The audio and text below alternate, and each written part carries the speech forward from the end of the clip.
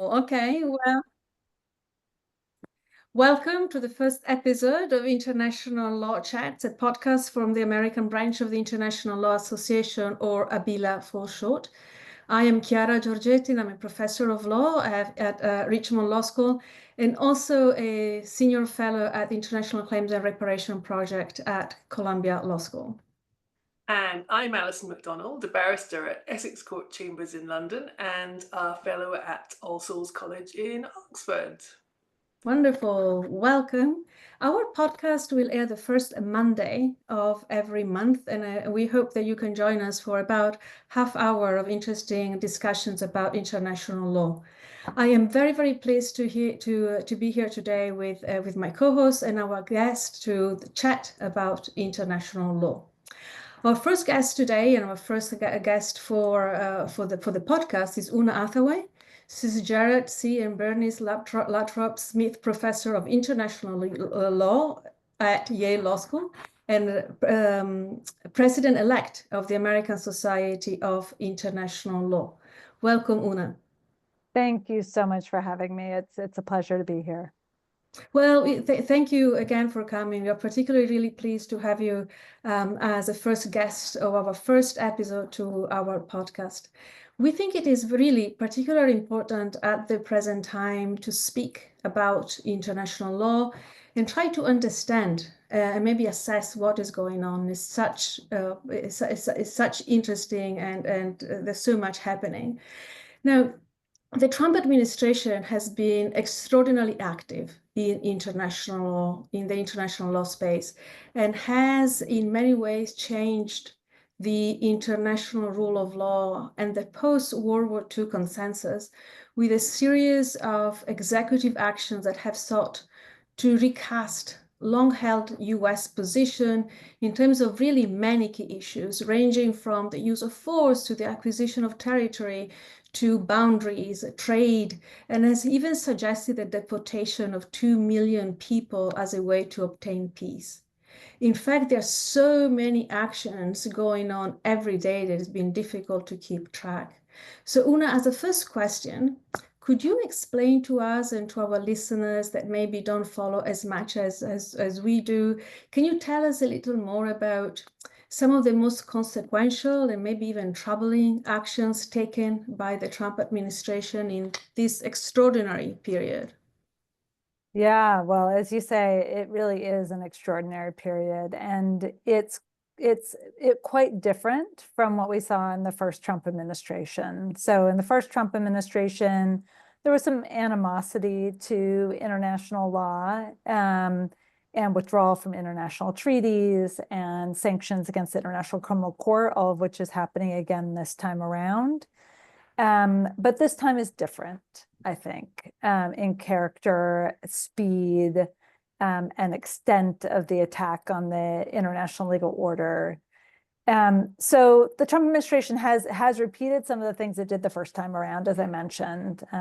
So withdrawing from the World Health Organization, withdrawing from a number of international agreements, the Paris Agreement on climate change, pulling back from a number of international organizations the U.S. has been not only a part of, but a champion of for a long time, even sort of signaling that maybe membership in the United Nations might be on the table, although haven't heard a lot about that recently, so I don't know if they're still serious about that.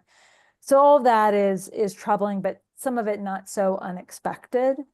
What is especially concerning to me, and I think was not something that any of us really anticipated, was the degree to which the Trump administration has been willing to attack directly really the fundamental norms of the international legal order in the post-war era. And in my view, that the kind of really most troubling actions have been the threats to engage in use of force, to engage in territorial aggression. So the threats, which seem to be ongoing against Greenland, sort of suggesting that we might take it by force, that it'll become part of the United States one way or the other. They're sort of not clear if it's by force or by buying it, but it seems clear they're not interested in selling. So if it's going to become part of the United States, it's going to have to somehow be coercive.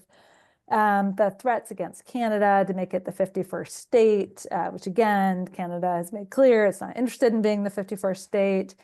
Threats against Panama over the Panama Canal and sort of trumped up claims that there's violations of the neutrality treaty as an excuse for potentially using force against Panama and strong-arming Panama into agreeing to take migrants, partially to try and placate the Trump administration and hopefully hold off aggression. And so just in a whole host of ways, really throwing out this deep commitment that the United States championed from the 1920s onward and made a core of the United Nations Charter, and that is this prohibition on use of force and territorial aggression. And this matters because these are not just sort of individual actions that we're seeing, so we can look at each one of these and sort of shake our head and say, oh, that's terrible, that they're going after Greenland, or it's terrible they're going after Panama, it's terrible they're going after Canada. But it's not just these individual actions. These seem to reflect a kind of worldview that is fundamentally at odds with the post-war international legal order.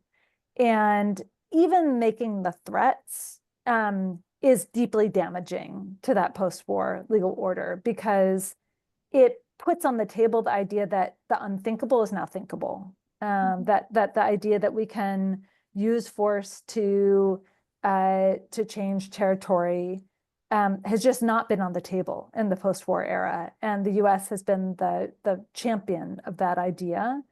And now if the US is sort of flipping over and thinking that, well, maybe it's going to use force to threaten or to maybe even take territory, that just upends the international legal order. And to me, that is just different in kind from anything we saw in Trump 1.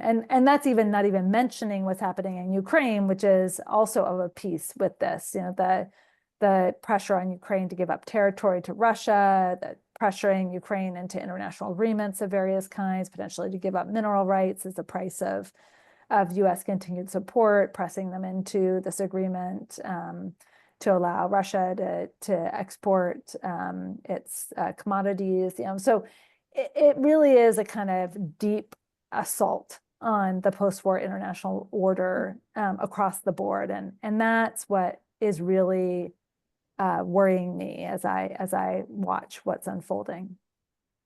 Thank you. Yes, when you think about everything that's happening, it is really troubling, because it seems that there's something happening in kind of all of the spheres of international law. And I wonder if I can just follow up on this. So many observers think that this is so big and so consequential. It is almost like an existential attack to the international legal order, as you said, the post-World War II legal order that we had, and will require a complete remaking, rebalancing of that system that we had. Others, however, think that international law is resilient and has developed certain tools and instruments that can resist such attacks, including, for example, the use of international courts like the International Court of Justice or the International Criminal Court, or the empowerment of, for example, within the United Nations, the General Assembly instead of the Security Council, or maybe a bigger role for Europe, the Council of Europe, for example. How do you see that situation where you sit, both as an academic, but also very much as a practitioner? Where do you stand in these two different views? Yeah, I mean, the hopeful side of me wants to think that maybe those who see, these alternative centers of power are right. And certainly, I think that is possible. I think it's too early to tell for sure just yet. So there are tools available to states that want to champion the international order. There is, as you say, the General Assembly, which empowers states who are not part of the Security Council to nonetheless act on behalf of the United Nations. And there have been some ways in which the General Assembly has taken on greater authority since the Russian invasion of Ukraine, with something that's called the Veto Initiative, which was put in place that basically says that whenever a Security Council resolution is vetoed by the Security Council, it's automatically referred to the General Assembly, which takes it up within 10 days and can take action on the matter that the Security Council might have refused to. And that's a way of sort of shifting some power towards the General Assembly, which I think is a good thing, and potentially means that there could be other actors that could fill some of the gap left by the Security Council, which, thanks to now both the US and of course Russia and China, which have together really impeded a kind of progressive, proactive Security Council. You know, having the General Assembly being able to kind of step into that breach, I think is a hopeful possibility. But I am concerned that without US leadership, it's not clear who's going to take up the mantle, who's going to lead the charge.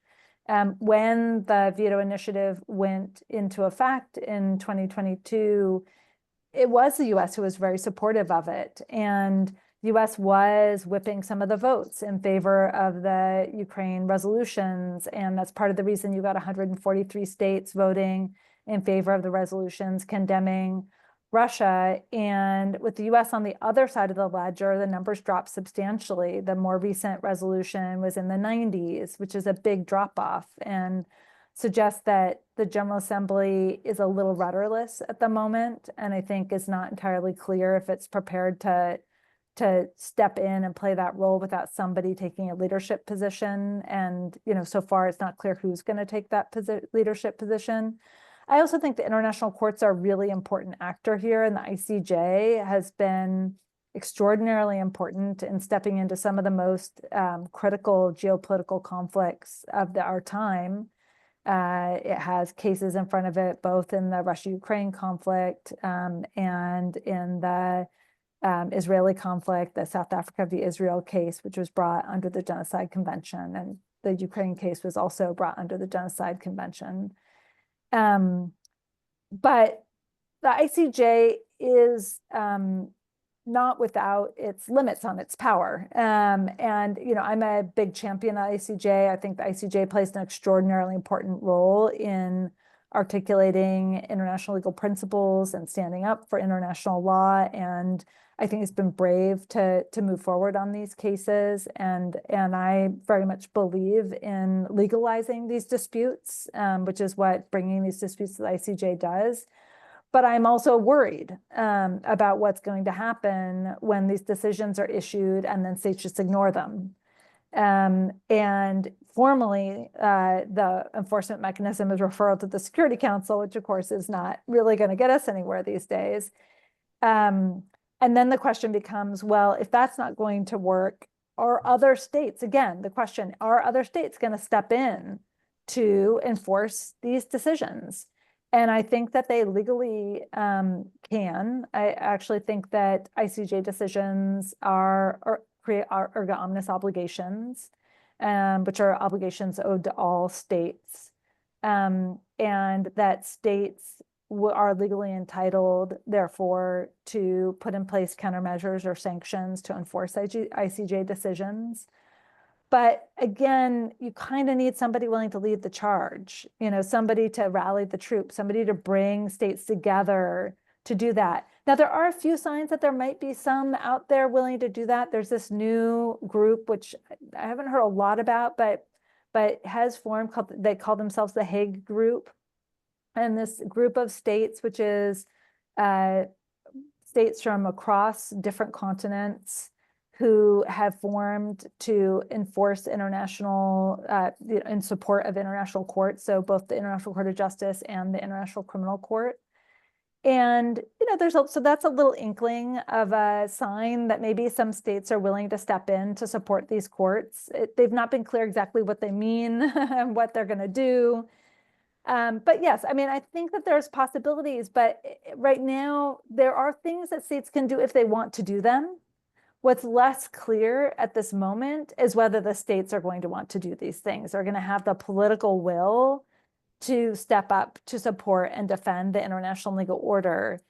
And I do think there's a question as to whether Europe can do it all on its own. I think probably the answer is that it can't, and that it needs to find supporters of the international order from outside Europe.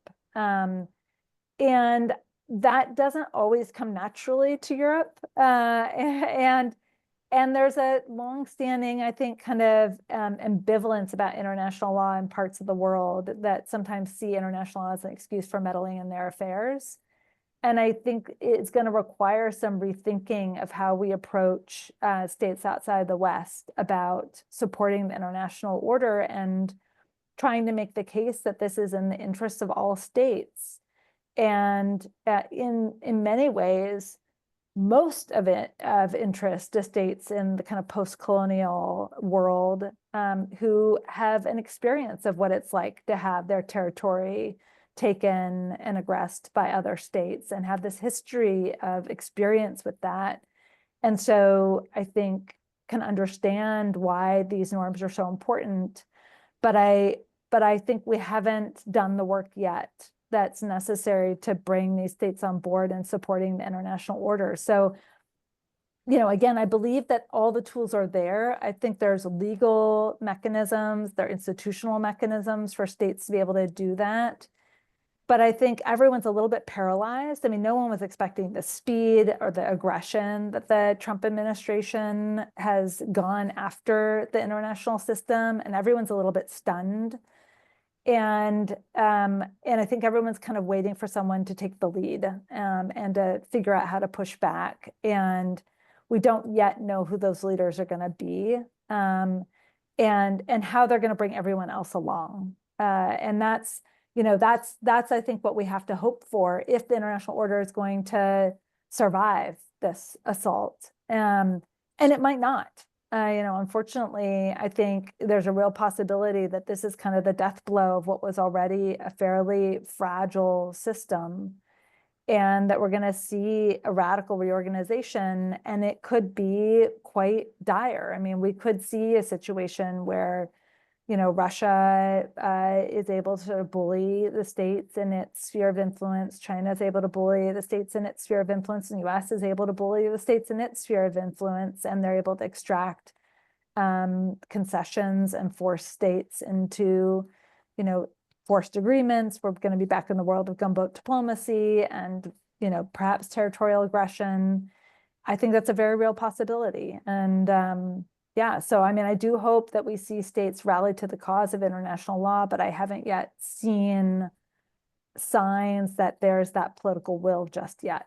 But I hope it will emerge, because I think it's really critically important for all states to support and defend these basic principles of the international system.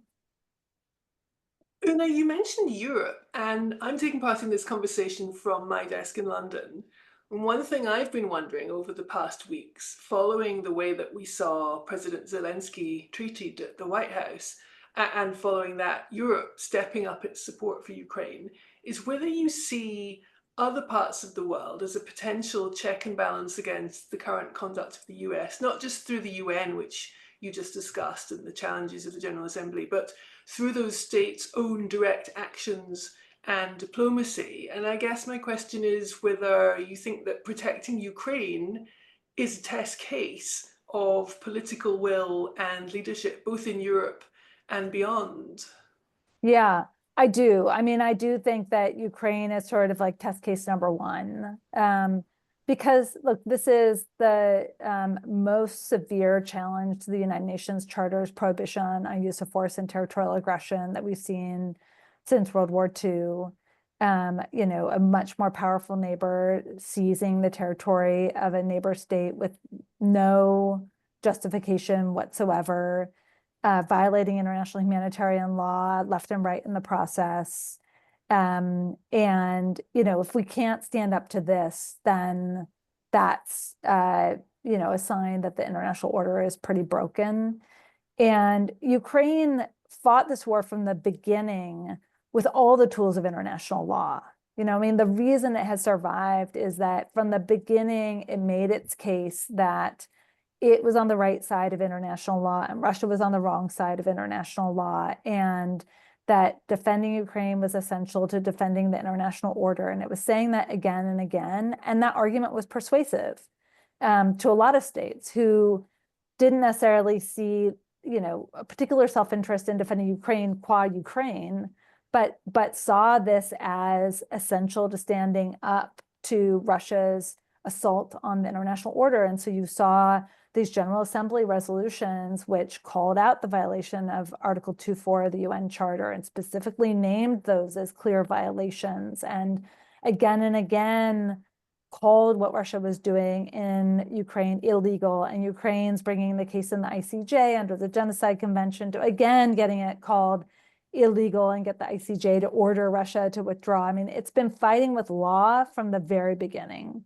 And throughout, it has been using international law as its weapon to push back against a much more powerful state.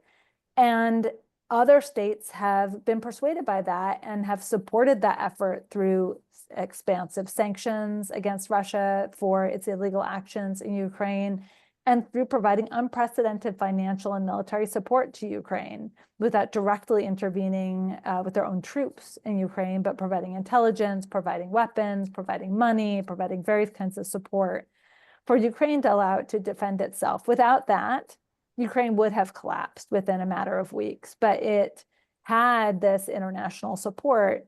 Now, with the US pulling back, obviously Ukraine is going to need other states to step up. And Europe has been leading the charge in that, and I think it's critical that it continues to play that role, and that it continue to support Ukraine, because Ukraine is kind of the first stop, not the last stop, for Russia if this territorial aggression succeeds and they're able to annex parts of Ukraine. It's highly unlikely that that's where Putin is going to stop. And I think Europe recognizes that and has the history of a more aggressive Soviet Union in the past, and recognizes that this is not just Ukraine that's at stake, but that all of Europe that's at stake. So I do think this is very much a test case. I also think that, European publics are tired of this. I also think, like in the United States, people are kind of tired of sending money overseas, and people are tired of paying higher prices for energy, and people are tired of the conflict. And so I think it's a political challenge for leaders in Europe to now not only continue doing what they're doing, but try to fill the gap that's left by US absence. And that's going to be a tall order, but I think it's absolutely essential, because if Ukraine falls and Putin succeeds, that's a sign that there's a payoff, that Putin was right, that the West gives up after a while. If you just stick with it long enough, you're going to win. And that sends a message not just to Putin, but to any state considering aggression. Obviously, the first place we think of is China and the possible aggression in Taiwan. But there are lots of states that might find their wealthy neighbors appealing targets. And if the rules no longer apply, then why not, invade and take over territory if that's no longer prohibited? So I think I hope Europe will continue to fill that gap. We certainly hear leaders coming to the defense of Ukraine. And we saw a lot of really important signs after that terrible Oval Office meeting with Zelensky, where, Zelensky met a much warmer reception in Europe and in Great Britain, which was a kind of hopeful and an antidote to a little bit to what we had seen in the Oval Office. And I think maybe the upside of the Oval Office meeting is it just laid bare kind of where the Trump administration is on this. Nobody could sort of fool themselves after that to think that the Trump administration really is going to provide support to Ukraine. It's pretty clear that they're not. And if there's going to be support, that support is going to have to come from Europe. But then the question becomes, is Europe up to that? Is it willing to fill that gap? Is it going to continue to provide that support at the same moment when it also is starting to invest more in its own defense? And where the US is now pulling back from foreign aid around the world, and there's calls on Europe to fill some of that gap as well, you know, with the USAID collapsing and all these important international initiatives falling apart. People are asking for Europe to step in there as well. And the question is Europe willing and able to fill these gaps? And I don't know what the answer to that is. I think it's a lot to ask, you know, at a time when, again, you know, European publics are like the American public, you know, not necessarily fully on board with taking on that role. And so I remain hopeful that they will. But I'm also aware that there's a lot of political cross currents here that may not make that difficult. And that's why I think, you know, if we're really going to succeed, if we're going to defend the international order, if we're going to be able to kind of hold the tide back, it is going to be necessary to bring more states into this defense of the international order. And I think it is going to be necessary to start thinking about how do we bring in states that have a stake in this to also play a role in trying to defend the international system. And I mean, the one hopeful piece of this is, look, the US has been sort of holding things together for a long time, and the world has really relied on the US to be the key actor in enforcing the international legal rules. And the muscles have atrophied in other countries. And if the US has just made very clear, look, it's not going to do this anymore, then it does call the question, in a sense. You know, are states going to be willing to step in? Do they value a peaceful world where states are not permitted to use force against one another to seek their whims and will, or are we going to be back to where we were in the pre-1920s era, where states could threaten and use force to, you know, impose their will on their neighbors and other states? And I think, you know, when states confront that reality, maybe they'll see that they too have a real interest in maintaining this international order and step up to defend it. But I hope that they don't come to that realization too late.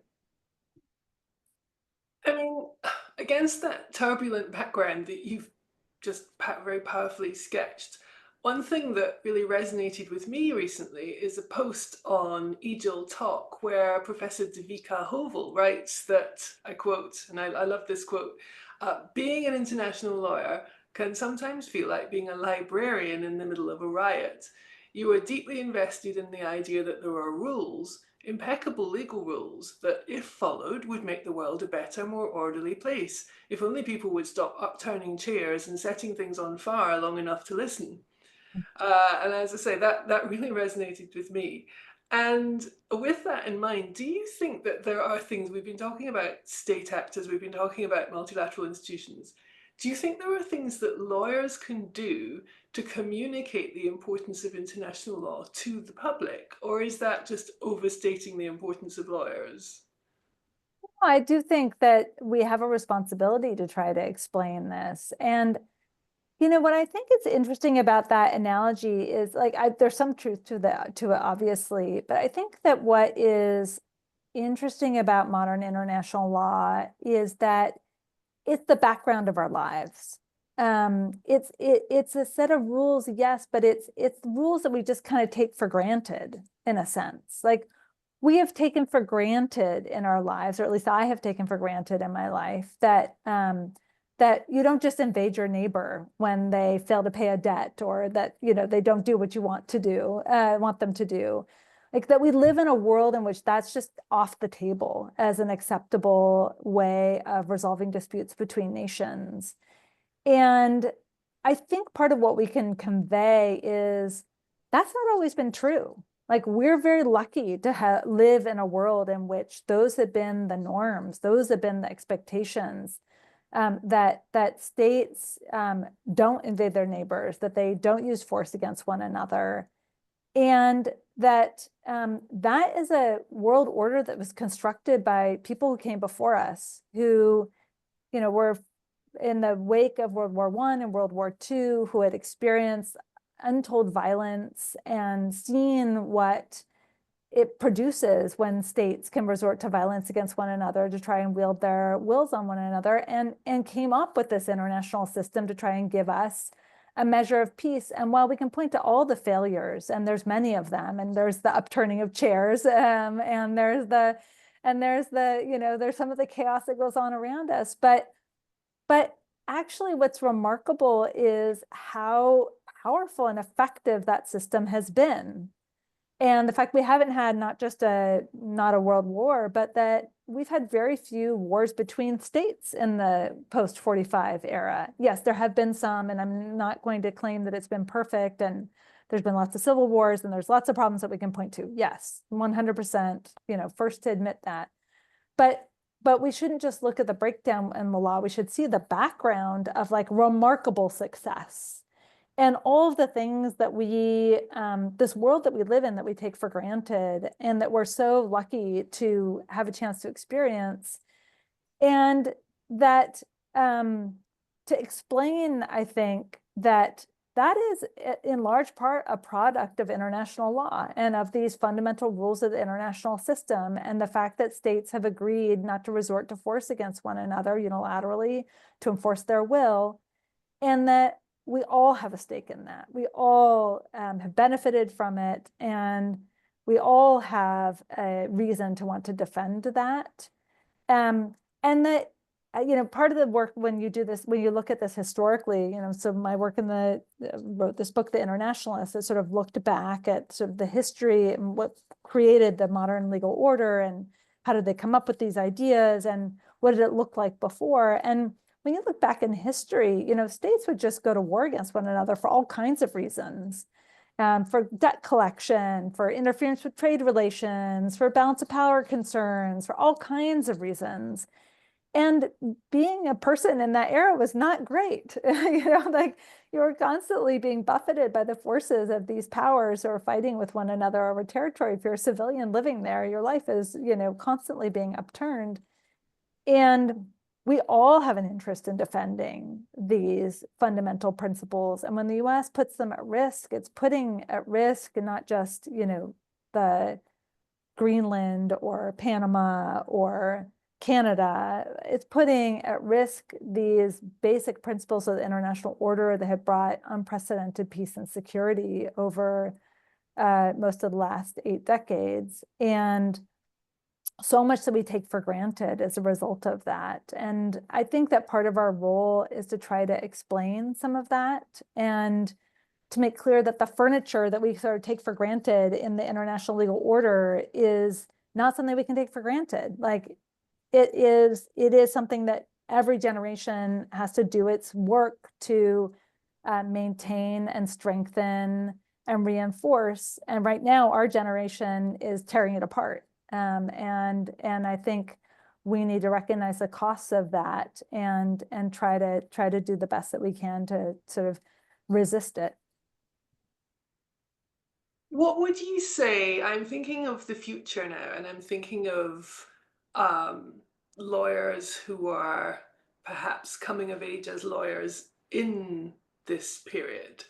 And I'm wondering, what would you say? I wondered, I asked myself this, and when people speak to me about potential careers, what would you say to an enthusiastic young lawyer who's thinking of going into international law? Is that still a good idea, or will it be a life of misery and frustration? Well, so I'm teaching international law at Yale Law School right now.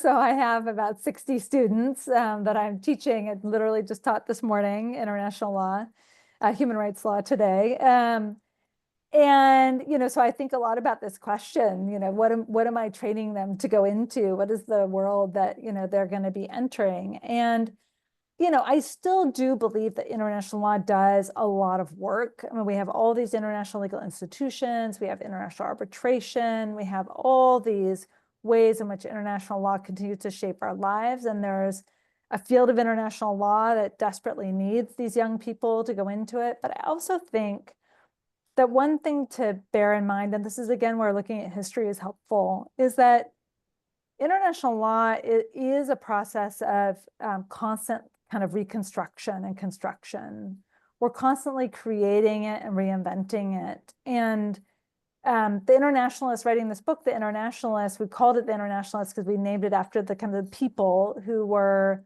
responsible for creating the modern international legal order. And they were kind of ordinary people. You know, they weren't particularly famous. They weren't, you know, elected officials. They were ordinary people who had a vision for the international legal order and who had a vision for a world of international peace, and who were working hard to try and think through what might work. How might we create an international system that could sustain international peace in a moment when, and they were thinking about this like in the 1920s in the wake of the World War I and, you know, failed efforts at disarmament, and in the 1930s and in the midst of World War II, they're writing the UN Charter, you know, from 1942 onward, even as the war is in the midst of happening, and like the most terrible violence is underway, and they're able to see the possibility that there could be a different world and that we could construct an international order based on peace and security and cooperation, even as the most terrible violence in the world is happening around them. And so, you know, if they could see that, then we should too. And I think our job as international lawyers is to try to explain and understand what's happening, but also to try and imagine a different future and then do our best to try and bring it about. Thank you. Oona, I was thinking, you mentioned, we have about 1 minute left, but you mentioned your students and now their role also, and I am also, of course, I'm also teaching, and I'm thinking, you know, you're teaching international law, I'm teaching human rights tomorrow. So just a very short question for you. I'm interested in speaking like an academic. What do you think? Is there a special, unique role in kind of this kind of situation? Is there a special role that we should play as an academic? And now, especially as the academic institution is also under attack, is there a special function? Is there a special role that we should play? Yeah, I do think so. I mean, I think obviously as teachers, our critical role in trying to explain what's happening to our students, to explain the importance and meaning of international law, to give students the tools to analyze and understand what they see unfolding around them. And I find it also important not to deny what's happening. I mean, I think there's a way in which, you know, you can be teaching this, and sometimes it feels like you're sort of teaching a history class as you're teaching, you know, I taught international humanitarian law and teaching human rights law and teaching trade law. Like sometimes you feel like, is any of this still meaningful because we're seeing these like constant violations? I think creating space for that conversation, you know, not denying that those challenges are in front of us, but say, here's what the law is, here's how we understand it, here's how it's functioned, here's why it is the way that it is. And then what are we seeing? You know, what are the consequences going to be of this attack that we're seeing unfold? What can we expect? And what are some ways in which it's responsible to respond to that? Both, you know, ourselves as academics and trying to explain to the public, you know, why these international legal rules matter and why they ought to be defended. And then also trying to think about new possibilities, because I think what we're discovering is there's a certain amount of this is about trying to defend what we have and trying to maintain the international legal order that has been so powerful over the last 8 decades at maintaining international peace and security.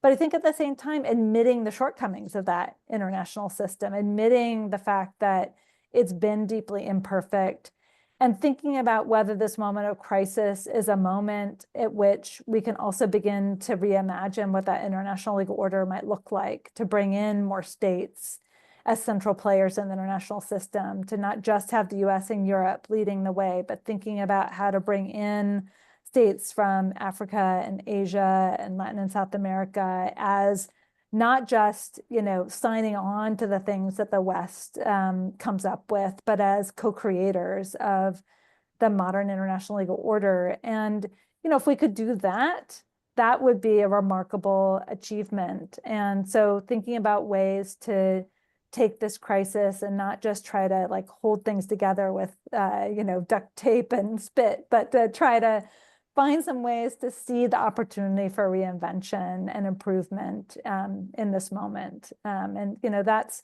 I think, part of our job as well. Thank you. Well, to wrap things up on that note, huge thanks to Oona for being our first guest and being so generous in sharing your insights with us today, including even some sparks of optimism. I've really enjoyed our conversation, and if those who are listening have too, you can join us on the first Monday of every month for more international law chats. Until next time. Thank you so much. Thank you. It's been such a pleasure. It was really good to speak to you.